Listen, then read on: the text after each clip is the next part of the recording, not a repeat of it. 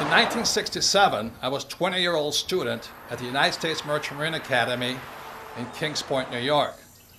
And in 1967, I was standing right on this road here, hitchhiking all the way to Montreal, Canada, to Expo 67, the World's Fair on the Future. But I was going to see one person in particular. It was the geodesic dome, the U.S. Pavilion in 1967, designed by a man named Dr. R. Buckminster Fuller. It was a different time, and that was me in 1967, on my way to meet the man who could see the future.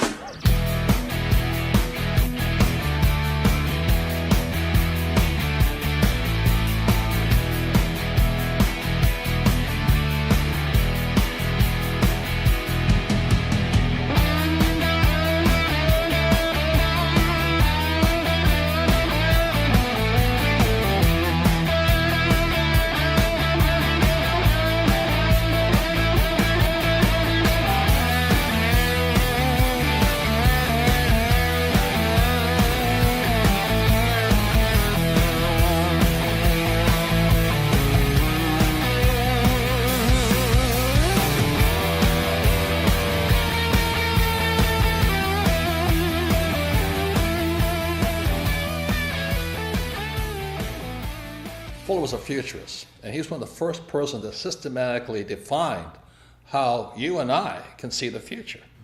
So that really intrigued me, because if I could see the future, I could see the future of stock markets, bond markets, real estate markets, and all that. And so I had a very small reason to want to be a futurist. It's all about greed to make money. So then in 1981, I had the opportunity to study with Dr. Fuller up in Kirkwood, California, which is near Lake Tahoe. And I spent a week with him up there. And I realized he wasn't looking at the future of the stock market. He was looking at the future of humanity. But the people running our economy, running the world, running our banks, running our politics, have us on a collision course with disaster. So I went, and once I could see the future, I knew I had to make changes.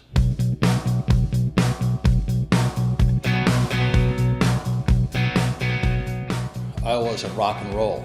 You know, I had bands like Van Halen, Boy George, Duran Duran, The Police, and I was having fun. Man, it was sex, drugs, rock and roll, and I was in my 30s. I thought it was hot life, great life, you know. Then I met Fuller, and then I changed. You know, there's more to my life than just making money and selling hats, wallets, bags, t-shirts, and, you know, sex, drugs, rock and roll.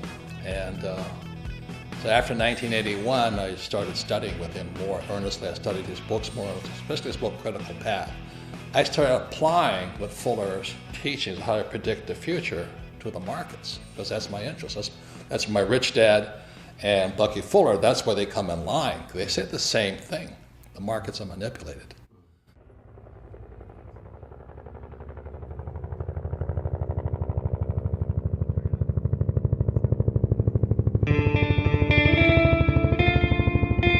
In 1969, I graduated from Kings Point and joined the U.S. Marine Corps and was selected for pilot training in Pensacola, Florida. In 1972, I was flying helicopter gunships in Vietnam. Also in 1972, my rich dad sent me a letter saying that President Nixon took the dollar off the gold standard in 1971.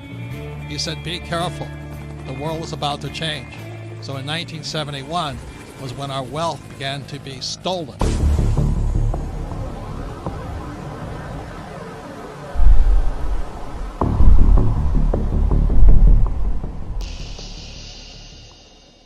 Since 1981, I had the privilege, the good fortune to study with Dr. Fuller 3 times. And then when he passed away on July 1st, 1983, I really felt a complete loss, yet a responsibility to pass on the knowledge and wisdom he had taught me in my class. So after 1983, I began to make predictions. And, you know, making predictions is very risky because you sound like an idiot. And in many ways, I sounded like Chicken Little saying, you know, the sky is falling, the sky is falling, the sky is falling. And if you look at what's happening in the world economy today, for millions of people, the sky is falling. So in 2002, I published this book here called Rich Dad's Prophecy. Again, it was 2002, and what this book predicted was the giant crash coming in 2016. So 14 years ahead of schedule, I was making this prediction. But I also made one intermediate prediction behind that, was that there would be a secondary crash before the giant crash of 2016. So this is me on CNN with Wolf Blitzer, looking like a complete idiot, making a prediction on the coming crash. If people start pulling out of the markets in their 50s, in their early 60s, and not having that sort of exposure, we are never going to get to a point where our money lasts as long as we need it to. We need to be participants in this system into our 70s and into our 80s, and then we need a plan for withdrawing those assets, just like we needed a plan for putting those assets in. Yes, and you're putting those assets into those investment bankers that are in financial trouble today. And all I'm saying is, aren't these guys supposed to be the smartest guys on earth? And shouldn't we be careful who we take financial advice from, including the four of us on this panel? Yeah, absolutely. Absolutely. And that's what I'm saying. There's a lot of bad advice. But Robert, you're really that worried about Goldman Sachs and Lehman Brothers? Yes. I'm afraid the Federal Reserve will eventually or come close to bailing them out. That's what I'm concerned about. And that young lady who says the taxpayers are not in trouble, who's going to pay for that bailout again as the taxpayer? Lehman Brothers says it plans to file for Chapter 11 bankruptcy protection. The collapse of Lehman Brothers. Lehman Brothers collapsed. Hundreds of bailed out banks are still struggling to repay taxpayers. Way back in 1997, I published this book, Rich Dad, Poor Dad. And in Rich Dad, Poor Dad, I said three things that got me in a lot of trouble. One was that the rich don't work for money. Number two, your house is not an asset. And number three, savers would be losers. So that was in 1997. And look at what happened in 2007. The real estate market crashed. The government started printing money called quantitative easing, and savers became losers. It's no secret that the California housing bubble has popped with hardships spread wide. Real estate expert Robert Kiyosaki predicted all of this would happen back in 2005, but most people didn't listen. It's the biggest financial bubble in the history of the world. Hoping this wasn't inevitable, but we have had a big jump in foreclosure filings. Let me tell you a little about this. There are 650,000 homes in the United States in foreclosure right now. U.S. foreclosure activity jumped 81% in 2008. With 10 million people lost their homes to foreclosure and were forced out onto the streets. And to this day, millions of people are still underwater. They owe more on their house than their house is worth. You want to know what real estate's going to do? Look at jobs. Right. We still have a bad job situation, so Right. it's still a bad real estate situation. Right. Real estate is only as valuable as there's jobs. What made you write Conspiracy of the Rich? It goes back to why don't we have financial education in our schools? Question: was the financial crisis a creation of a wicked conspiracy? A new online book, Conspiracy of the Rich, The 8 New Rules of Money, exposes what author Robert Kiyosaki says is a twisted tale of how the rich control the world economy through, you name it, the Fed, Wall Street, your schools, and the government that supports these entities. Robert Kiyosaki is the author of the best-selling Rich Dad, Poor Dad series. His first book in the series has held a top spot on the New York Times bestseller list for 6 years running. And he joins us on the program today. Hello, Robert. What is this conspiracy theory? You mean it's a few people at the top handling all of us like puppets on a string? Say it isn't so. Well, I wish it wasn't so, but I've been a student of this crisis since around 1983, and I could see it coming back in 1983. People that are following the old rules, such as work hard, save money, get out of debt, live below your means, and invest in a well-diversified portfolio of mutual funds, you're getting wiped out.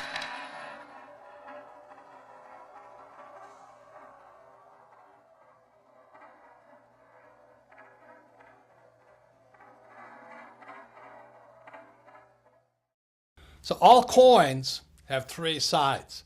There is no such thing as a one-sided coin. See, all coins have heads on one side and tails on the other side, and the third side is the edge. So in real life, there'll always be people who say you're right, other people who say you're wrong. There's other people who are saying that we should be Republican or you can be a Democrat.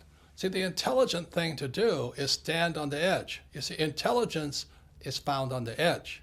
The moment you take a side, you say one side is right and the other side is wrong, you become an idiot. And in today's world, we have the battle between the capitalists and the socialists. I say both sides are right, but the most important thing to do is which side is best for you. So stand on the edge, be intelligent, and look at heads and tails. The test of a first-rate intelligence is the ability to hold two opposed ideas in the mind at the same time and still retain the ability to function. F. Scott Fitzgerald. On July 1st, 1983, I was driving down the highway in Honolulu, Hawaii, and it came over the radio, futurist and genius Buckminster Fuller passed away today. And this overwhelming sense of, I had to pull over to the side of the road, all these cars whizzing by, and just cry. I've mentioned the WinStar project, and one of the gentlemen who's involved in the WinStar project is named Buckminster Fuller. He's a very, very dear friend of mine. I consider the genius of our times. And this is a song that I wrote for Bucky that's part of the new album that I'm out in L.A. recording. I suppose that there are those who'll say he had it easy, had it made in fact before. Because he was what they call the grandfather of the future. John Denver talked to him. He was our hope, that he was going to bring about a better world. And so when he died, the question goes, well, who's going to replace him? And thank God I always remember what Fuller said. He says, in 1927, when he was a complete screw-up, he lost his businesses and all this stuff, he says, what can I do? I'm just a little guy. So as I'm sitting on the side of the road, just mourning the loss of what I thought was the man who was going to lead us out of this mess we're in, I realized he was not there anymore. Then I had to ask myself, what can I do? I'm just a little guy. What one man can and in '84, I sold my businesses, quit my job, met this beautiful woman named Kim. My friend Blair Singh and I, now Rich Dad Advisors, we all held hands and we took a leap of faith. Went in and said, I don't know what we can do, but we have to do something. And we were broke for years. But we just kept teaching and talking to people what Fuller says and teaching the same things my rich dad taught me of how you never need a paycheck again and how you can find financial freedom versus job security. That's how strong his love for you and me. A friend to all the universe, grandfather of the future, and everything that I would like to be. In 1983, after Fuller passed away, and I read his book, Grunch of Giants, Grunch standing for Gross Universal Cash Heist, I understood what both men were saying. Our wealth is being stolen via our money system. Man can do is change the world and make it new again. Don't you see what one man can do? So the thing I'm upset about is our school system doesn't teach us anything about money and how the ultra-rich are manipulating the system via printing money. They're ripping us off for our money system. So that's why, as I said, there's three sides to a coin. You got to decide which side you're on. You want to be on the poor and middle class side? Knock yourself out. Have a good time. Work hard, pay taxes, and lose money. I want it to be on this side of the coin. The riskier side is the poor and middle class, because the state of the economy today, they're going to keep printing. We cannot survive this thing. The central banks will just keep printing money. And that's good for me because I'm going to make more money, but every time you print money, the poor and middle class get poorer. So that's why I wrote Second Chance. You have to decide where you want to be, I made my decision years ago. I don't want to be on the poor and middle class side. I want to be on the rich side. But I also found the social responsibility to let everybody know the whole picture.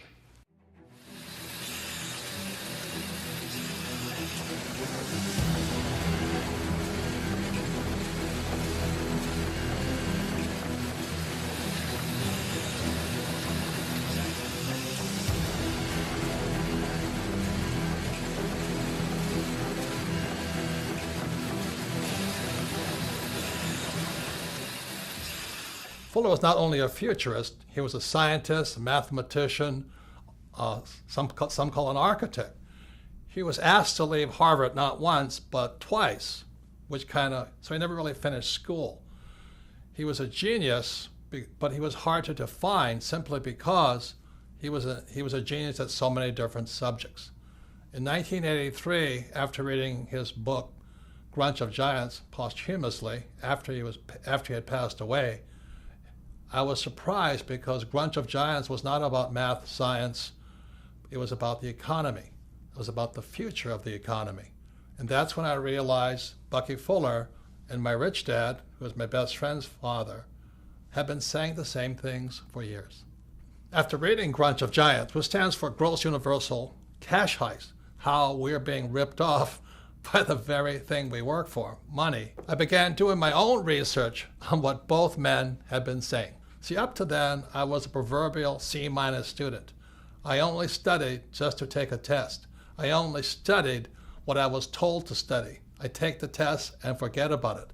But after reading Grunch of Giants and hearing what Bucky said about the future and the economy and what my rich dad had been telling me for years, I became a student for the very first time.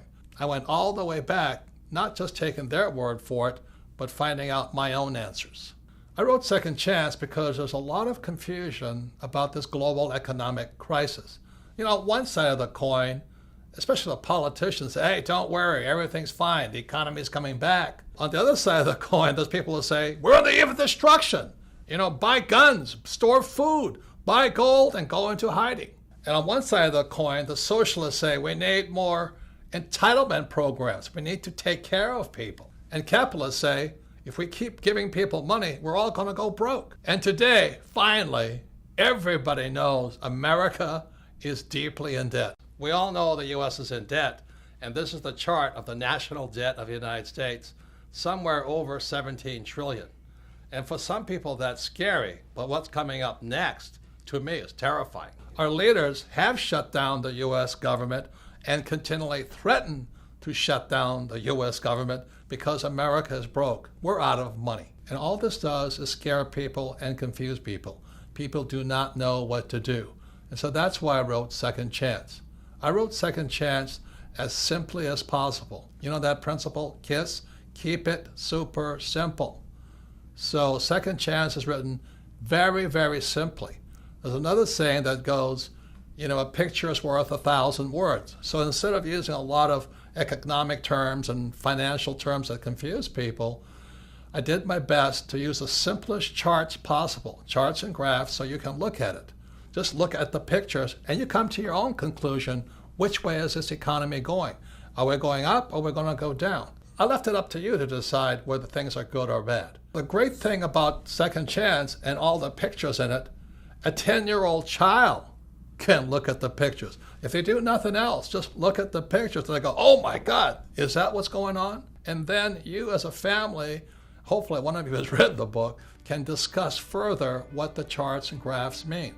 The following are examples of some of the charts you'll find in Second Chance. Remember, a picture is worth 1,000 words.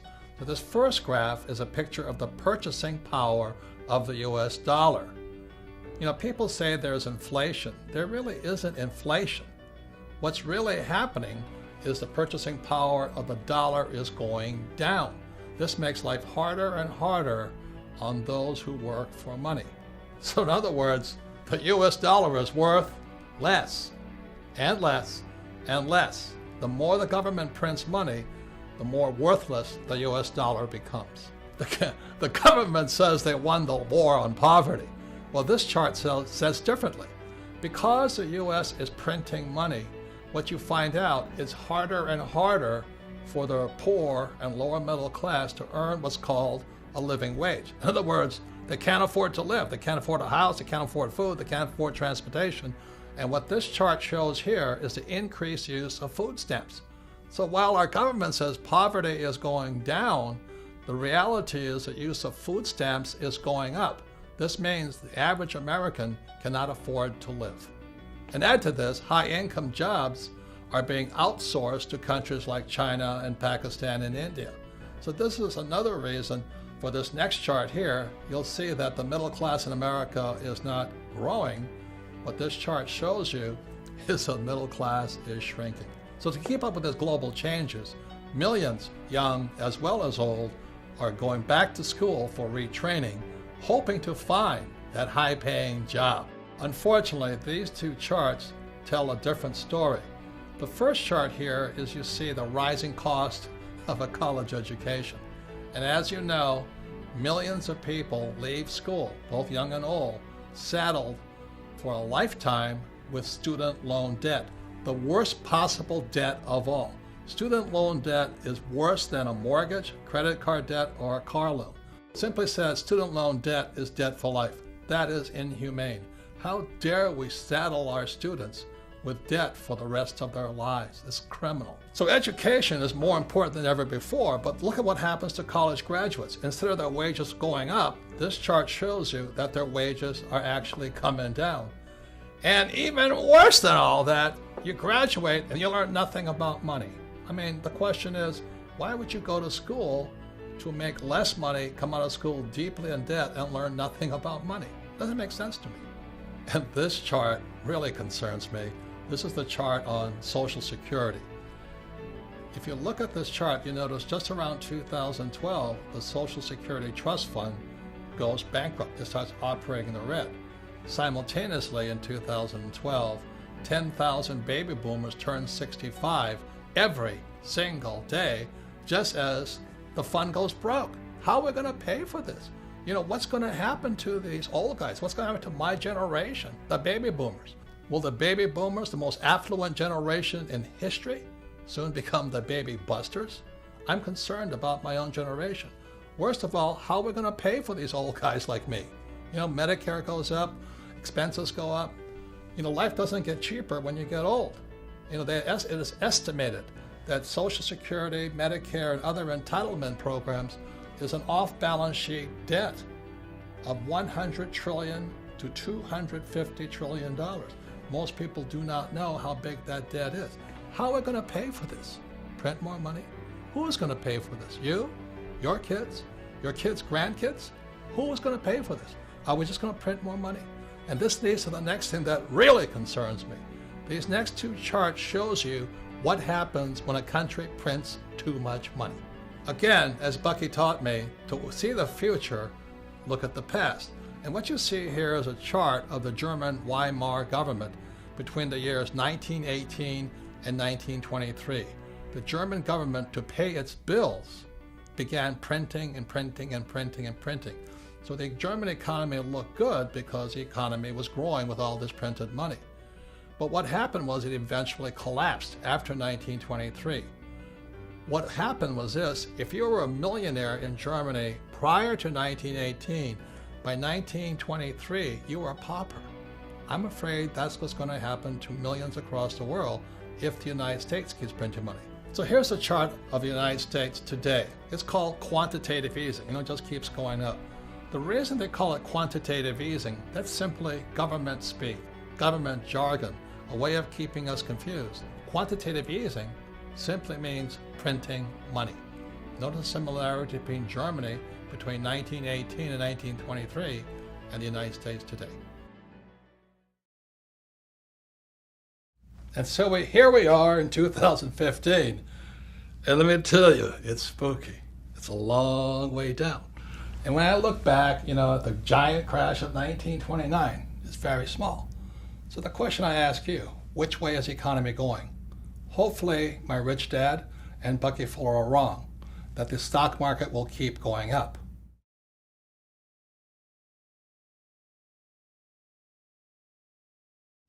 Looking for a savior, the German people elected Adolf Hitler Chancellor of all Germany in 1933.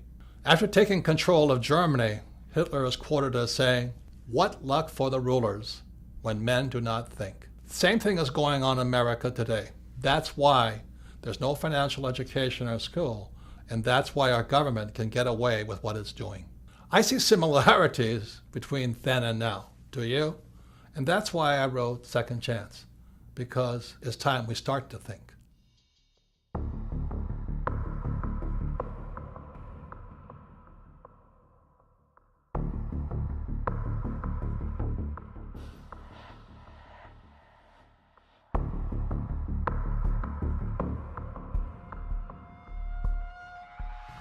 As I said in part one, in 1971, President Nixon took the dollar off the gold standard, and the dollar became debt, and the U.S. could now print money.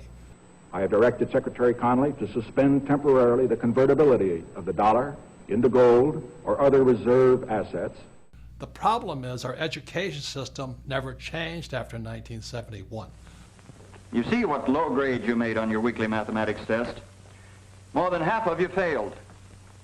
Most of those who passed just got by. Nobody had 100%. And now we have this gap between the rich and everybody else. And this is dangerous. The gap between the rich, poor, and middle class is too wide. And for the first time, the American dream is disappearing. Instead of the American dream where everybody become rich, many people in America and throughout the world are angry at the rich. You know, today some politicians are saying, look at the gap between CEO pay and employee pay. Well, that is the American dream, to get rich. Do you get angry at the Kardashians for making million? Do you get angry at sports stars for making million? Do you get angry at rock stars for becoming rich? Look, if you're going to get angry at somebody, get angry at our school system. Look, this is not an economic crisis.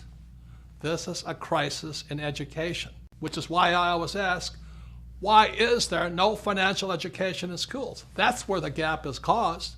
You can't give people money and expect the gap to get closer. That's crazy.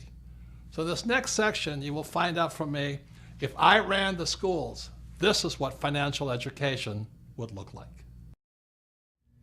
So now we're in part 3 of Second Chance, and part 3 is about what is financial education. Because you see, education also comes in 3 sides. On one side, you have traditional education, and on the other side, you have financial education. And our job is to stand on the edge and figure out what's best for you and me. I mean, what are you going to do about the financial crisis? Are you going back to traditional education, or is your second chance found in financial education? So traditional education is like my poor dad's education, which is go to school, you get a job and become an employee, you save money, you work hard, you get out of debt, you buy a house, and you invest for the long term in the stock market. And that's traditional education. And on the financial education side, which is my rich dad side, it's opposite. And that's what makes it hard for most people, because it's opposite.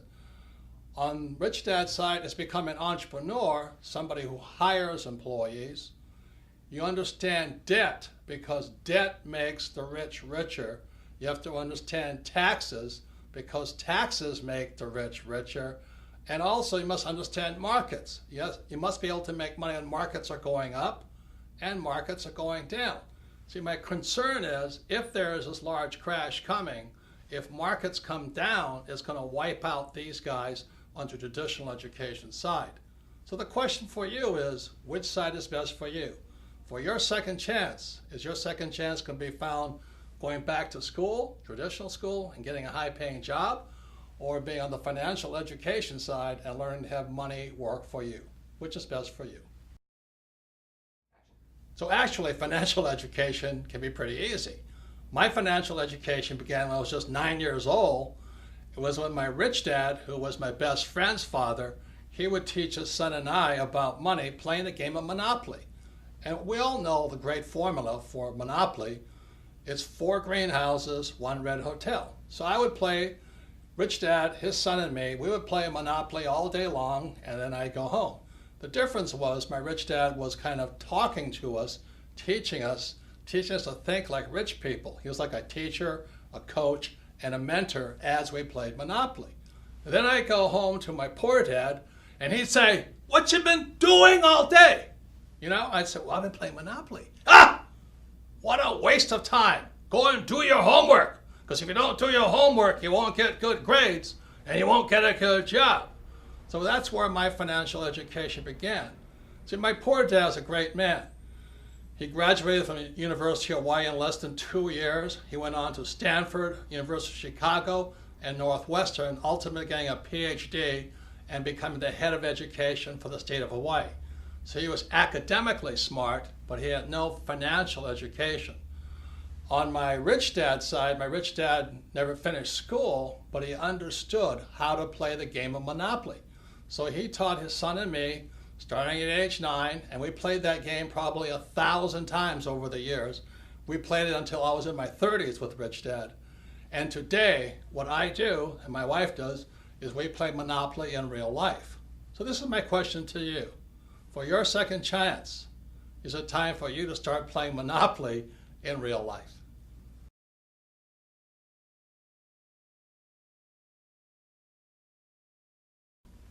So behind me is the Cash Flow Quadrant. It is book number 2 in the Rich Dad series. And the Cash Flow Quadrant is a very important book. And again, you're going to find out things are opposite. See, on one side of the quadrant, you have E and you have S. This is my poor dad side. E stands for employee. S stands for self-employed, small business, specialty, a specialist, or a star, like a movie star or golf pro. So we have E's and S's on one side. And on my rich dad side, you have B's, which stands for big business. These are the guys like Henry Ford, Mark Zuckerberg, Steve Jobs, Bill Gates.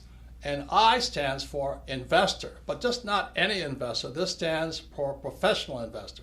See, most people who invest on the E and the S side, they invest in 401ks, they invest in IRAs and Roth IRAs. These guys are passive investors. When we talk about investor, we're talking about proactive, professional investors. So on this side is my poor dad side, E's and S's, and on this side are B's and I's, and this is my rich dad. So when I was a young man, I had to decide which side was best for me, E or S, B or I.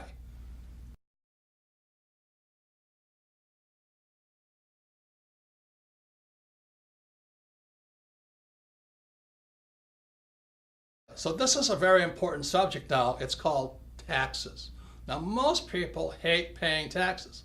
So let me ask you this question. You have E's, S's, B's, and I's. Who pays the most taxes? Okay, so on the E's, and this is true throughout the world, it's about 40%. So if you're an employee, a major part of your paycheck goes to pay taxes, and that's how your wealth is being stolen. If you're an S, which is self-employed, movie star, or a specialist like an accountant, attorney, or a doctor, you pay 60% and higher. So the E's and S's pay the highest taxes possible, and these are the people who went to school and they're told to work hard for money. On the B and I side, which is the rich, the B's pay 20% in taxes. They pay much less, and the I's, the professional investor, pays as little as 0% in taxes.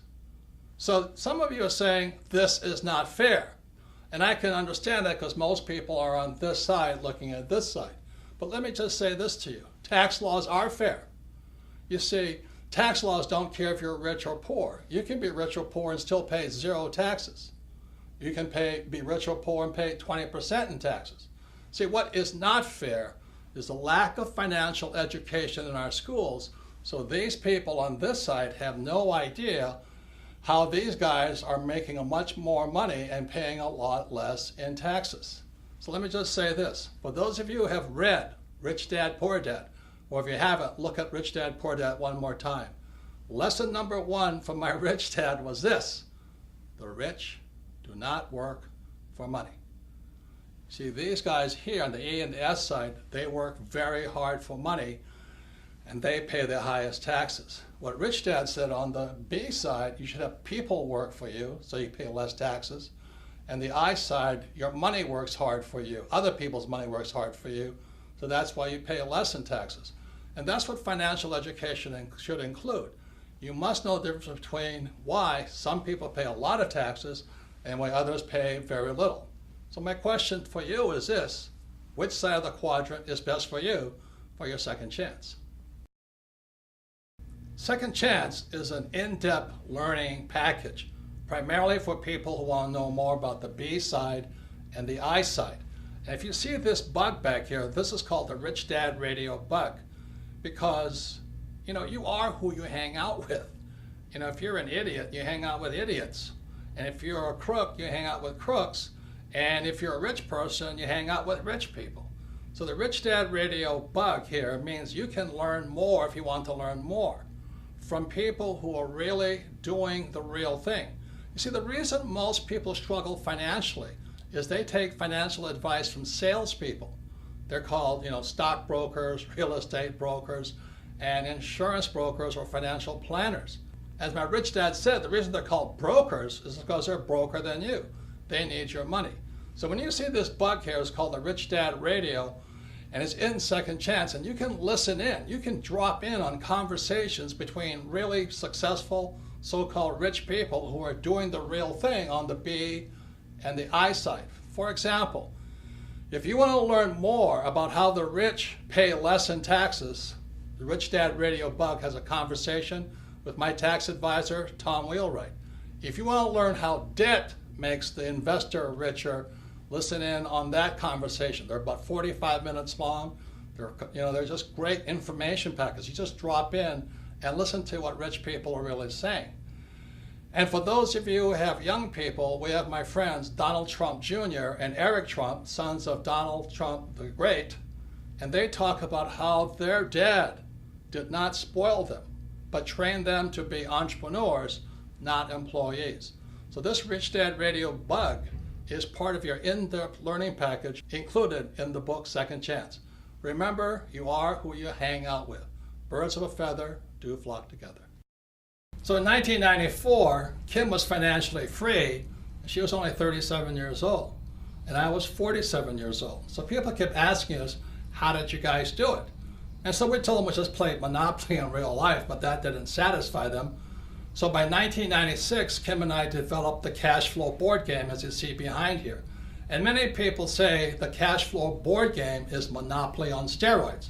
As I said, my financial education began when I was 9, playing Monopoly with my rich dad. So let me give you some of the opposites that found on the cash flow board game. This is one big opposite. In the middle of the game, you see this thing called the rat race? That's where most E's and S's wind up.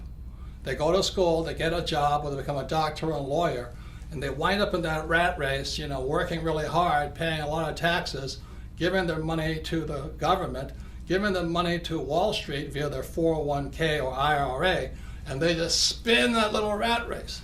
But that's not what the rich do. So those on the B and the I side, they invest in what's called the fast track. Again, everything is opposite. You can either run your life inside the little rat race, or you can be a B and the I on the fast track. Everything is opposite. There are a number of other things that make the cash flow board game Monopoly on steroids. One big reason is cash flow is the only game that encourages you to use debt to become rich. Now I know some of you are going, oh, I'm so afraid of debt. And you should be, because you have to learn how to use it. Debt is dangerous if not well used. So cash flow actually encourages you to use debt, but this is the best thing. You use debt with play money.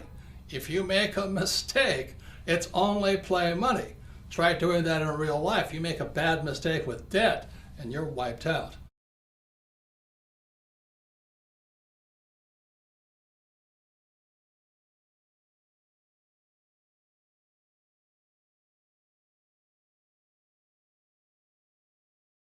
This is the most important part of the cash flow game. The cash flow game, again, Monopoly on steroids, is the only game that teaches you to use a financial statement.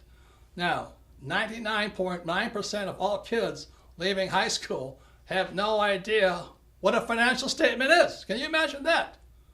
You see, on my poor dad's side, the E and the S side, my poor dad says, oh, you have to have good grades. So when you're in school, your report card is A, B, C, D's, and F.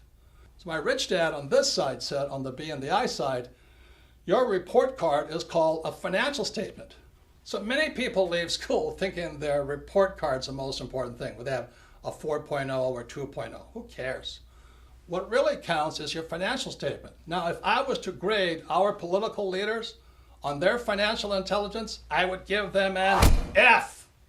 That's all the politicians, from the president on down. They should be fired for running the economy into the ground. And what about all the bankers who really cheated a lot of people? They should get an F.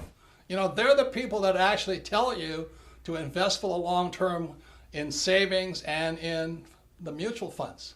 They should get an F for bad information. And what about the school system? Now, I'm not blaming the teachers, but the academic system of America, if they have a financial report card, I'd give them an F also, because they're failing to educate people and prepare young people for the real world. Remember, the banker wants to see your financial statement. But the people on this side, they're still living in the past. Oh, I'm an A student, you know, I have a 4.0 average. Well, your banker doesn't care. Your banker wants to see your financial statement, because your financial statement is your report card when you leave school. But if 99% of high school kids have no idea what a financial statement is, no wonder we're in economic trouble. A couple more things. When you look at the financial statement, you'll see over here it says income. E's and S's always want, oh, I want a high-paying job. I want a high-paying job. They want income. What makes the rich richer is they focus on the asset column. It's the asset column that makes the rich richer. So the beauty of playing the cash flow game as many times as possible, it's like the fundamentals. It's training you to think like a rich person and think about acquiring assets, not high-paying jobs, which are taxed. So this is some of the most important things about the cash flow game, is your focus will be on assets, not income. And it'll train you to think like a rich person, not a poor middle class person who wants a high paying job. So this is the power found inside the cash flow game. Kim and I designed this game in 1996 to have people teach people. I'm telling you, this works. This is what Kim and I did to retire in less than 10 years. Because we focus on assets, not a high-paying job. And the cash flow game can do the same thing for you, to train you to think like a rich person, not like a poor middle-class person looking for a high-paying job. For those of you who are considering a second chance in the B quadrant or the I quadrant, I'd like to introduce you to my sweetheart Kim, because the B quadrant and I quadrant is not for everybody. But this is my sweetheart. The smartest decision I've ever made was, getting married to Kim. It's a blessing. Almost 30 years now. Almost 30 years. And when I met Kim, she was an employee in an advertising agency. But I was most impressed was you were going for the B quadrant. Yes. And you had a little network marketing business. Yeah, I knew very early on I did not want to be an employee. I didn't really know what the options were. Because I was always around employees growing up, but I got introduced to network marketing while I was working in advertising, and I thought this would be a good idea for me to start to learn what it is to be a business owner. So I got set up with this network marketing company. I was representative, and it was a great learning experience for me into what it takes to be an entrepreneur, because if I didn't make the sale, I didn't get any money. And I had to get very creative on how I was going to sell, because, of course, like most network marketing, you go to your family and friends, and that runs out pretty fast. So then you've got to go find new customers. So I would set up my little salons at fitness clubs and different places throughout Honolulu, and I would continue to sell. And I'd also learn how to sell and what worked and what didn't work.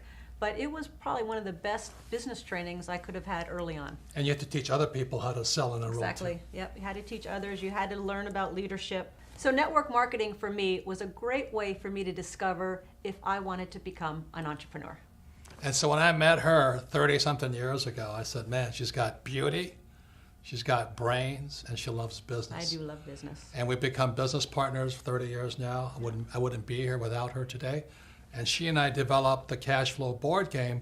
For those of you who want to find out if you want to be a professional investor versus a passive investor, if you're tired of 401ks and IRAs and Roths and all that other stuff, that's what we developed the cash flow game for. Yes, and so we developed the cash flow board game basically to teach people what it was Robert and I did to become financially free. Yes, so we recommend network marketing if you want to move into the B quadrant, and for those interested in becoming professional investors, check out the cash flow board game.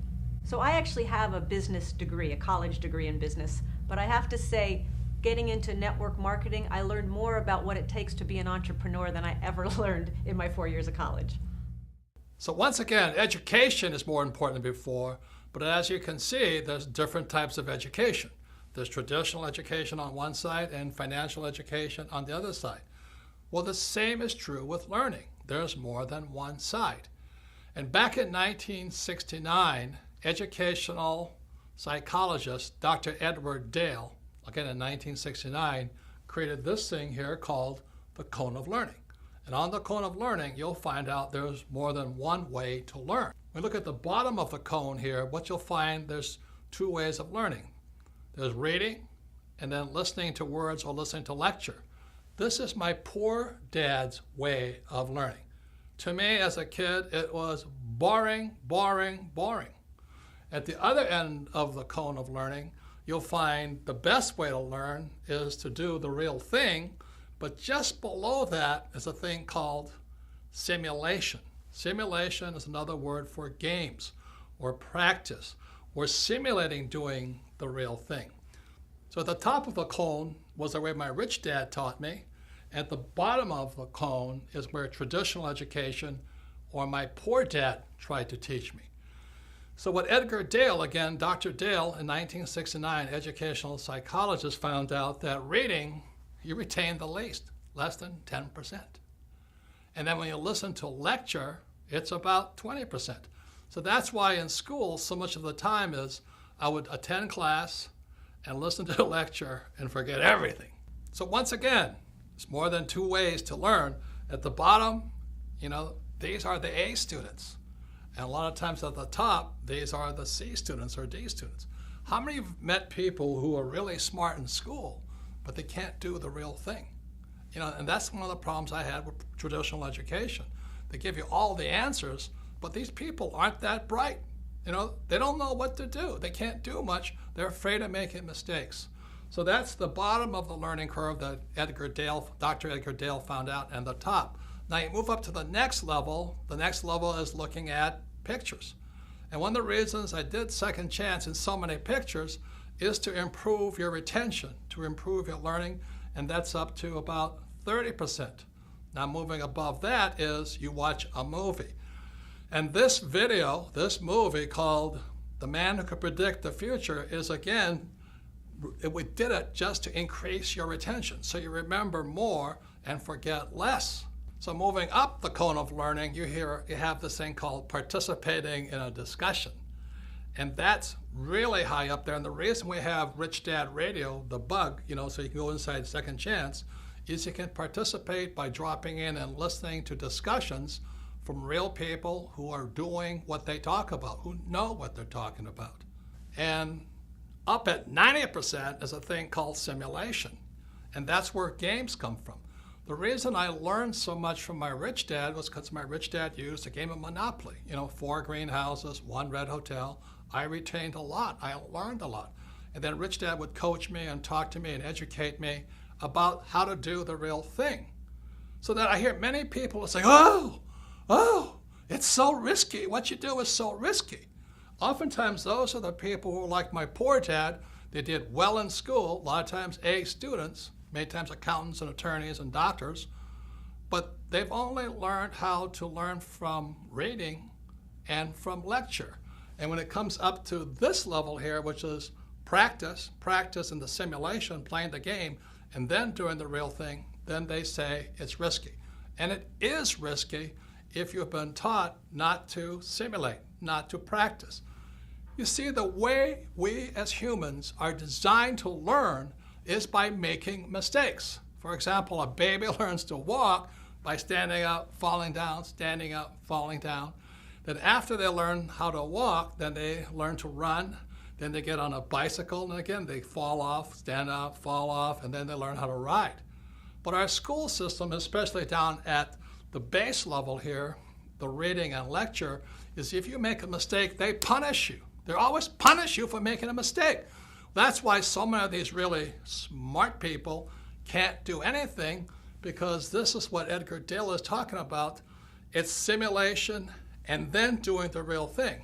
So what I suggest is you read this book, listen to some of the lectures, watch this video in entirety, discuss it, participate in it, listen to what the experts are saying, and then you may want to play either Monopoly or the game Cash Flow and play it and play it and play it again until it sinks into your head.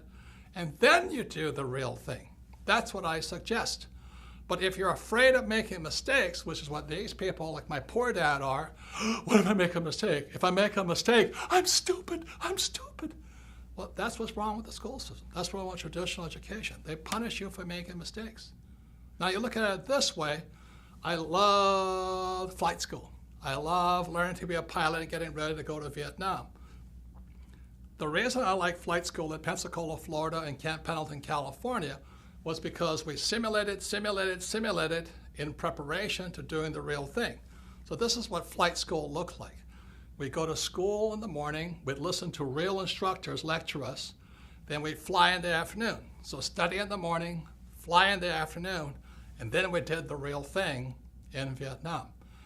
Now, one of the things we practiced was crashing. It seems strange to people, but we as Marine pilots practice crashing, practice emergency, crashing, emergency, emergency, emergency. So when the real thing happened, when I was in Vietnam, I went down 3 times, and this is what a picture of a helicopter gunship looks like going into the water. When it happened, it was frightening, but we knew what to do. We were not killed because the Marine Corps and Navy flight school teaches us to practice, practice, practice, crashing, crashing, crashing. And that's what you'll learn in Monopoly or the cash flow game by listening to our coaches or listening to the radio show or listening to real instructors who are doing the real thing. Then you're ready to do the real thing. So is investing risky? Is starting your own business risky? Yes. But what is worse is by just knowing the answers and reading books and not knowing how to do the real thing. So the purpose of Rich Dad was we want you to simulate, practice, and learn. You know, today I'm reading constantly, and I'm going to classes constantly, and I'm also practicing, making my mistakes, learning from my mistakes, and doing the real thing. That's the way humans are designed to learn. The trouble is our government and our economy and many of our businesses are run by people who only know how to read and only learn by lecture. And that's why we're in severe financial trouble today. So once again, education has more than one side. It is important you read, but as well as you practice and do the real thing, because that's where real learning takes place. As a set of pictures worth 1,000 words, I did my best to keep it super simple so you can decide what's best for you. You see, we're all different. You know, what I do with my money is different than what you should do. For example, because I have financial education, I don't save money. I love debt. I use debt. I understand the tax law, and I don't invest for the long term in a 401k in the stock market. I won't do that, but it might be the best move for you. So again, when you read Second Chance, you can sit there and look at it and go, well, what's next for me? Since most people have no financial education in our schools, most people have to wait to be told what to do. Second Chance gives you the opportunity to decide what's best for you. What one man can do. So in 1983, after Dr. Fuller passed away, I had to ask myself, what can I do? I'm just a little guy. Because then I realized what I could do is teach the world what my rich dad taught me. So my question to you is, what can you do? Don't you see what one man can do? As shaded as his eyes might be, that's how bright his mind is. That's how strong his love for you and me. A friend to all. As we all know, 2016 will soon be upon us. We have about 1.5 years to find out if Rich Dad's prophecy and Bucky Fuller's predictions will come true. Let's hope they were wrong. Yet as you all know, if you saw in part 1, on CNN with Wolf Blitzer and Bloomberg and other TV stations, I did get it right. As predicted in Rich Dad's prophecy, there would be a preliminary crash prior to the giant crash of 2016. And that preliminary crash came in October 2007 when the Dow hit 14,000 and headed down and led to the crash and economic crisis we are in today. The crash of 2007 was a warning. It was meaning, get prepared. Unfortunately, Grunch is not making any changes, but the good news is you can. So that's why I wrote Second Chance. There are things that you can do to not be a victim of the coming giant crash, whether it comes in 2016 or a few years later. But it is coming. See, crashes can be good because crashes, like a coin, has three sides. You know, you can stand on the edge and look and say, well, which side of this crash do I want to be on? You know, on one side, the crash will wipe out millions of people, just as the crash of 2007 did. On the other side, you can look at what the smart people are doing, is you can say, oh my God, this is my chance to make tremendous headway. I can get rich instead of get wiped out like everybody else. So again, a crash has three sides. Your job is to decide which side do you want to be on. You want to be on the side that gets wiped out, or you want to be on the side that makes fortunes because of it? See, the good news is, after 2007, many companies and many individuals started making changes. They said, look, we got to do something different. So those people, when the next crash comes, again, be it 2016 or a few years later, they'll be stronger, better, more prepared to do very well when that crash comes. So the good news is, in a crash, you can get richer much, much faster. I mean, after 2007, I thought I died and went to heaven. It was a wonderful time, except unfortunately, millions of people got wiped out because they didn't know what was coming. So remember this, it's really a good time in a crash because when things come down, you actually can get rich faster if you know what you're doing. For example, and let's say this doesn't happen, let's say the US dollar crashes, it goes down. Well, on the other side of it, if you're in precious metals like gold and silver, you can get rich really quickly. That's how crashes work. Another thing, if the dollar crashes, savers will be losers, but debtors will be winners. That's what we're coming up against in 2016. And if there is a crash in 2016, unemployment will go through the roof, which is bad for most people. But what will happen also is millions of people will want to join a network marketing company, or they'll finally want to learn to be entrepreneurs rather than employees. So there's good and bad, always three sides to every coin. So let me explain to you what's happening. On page 319 in Second Chance, you will find out why savers are losers. But let me add another layer of expertise to you. So let me get my flip chart and I'll explain to you why savers are losers today. So now don't check out on me right now. I know this may look a little confusing, but I promise you I'll make it as simple as possible. But this is how grunge is ripping off people today. This is what my rich dad saw back in 1971 and Bucky Fuller saw, which he wrote about in 1983. So this here is an equation called the exchange of money. Again, don't check out on me, hang on, but you'll understand how how grunge rips you off if you save money. So this M stands for money supply. Now why that's important is because after 1971, they could print as much money as they liked, okay? V stands for velocity, how fast your money is moving. So people who save money and people who invest for the long term, ILT, their money has no velocity. That's why savers are losing. They're printing all this money and your money is sitting still. Now what the banks have to do is they have to give the money to people like me who are in the B and I quadrant. These are the E's and S's. These are the B's and I's.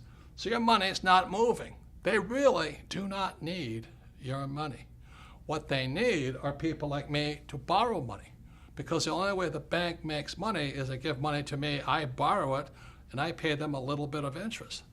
So this is amount of money, money supply, this is velocity of money, and after 1971, they didn't need your money. Now, this equation is really important here.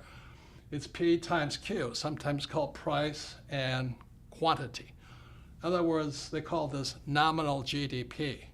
The reason Fuller and my rich dad could say you're getting ripped off is because this now, in America, is moving to China, Pakistan, India, Africa, Mexico. In other words, our production is being moved overseas.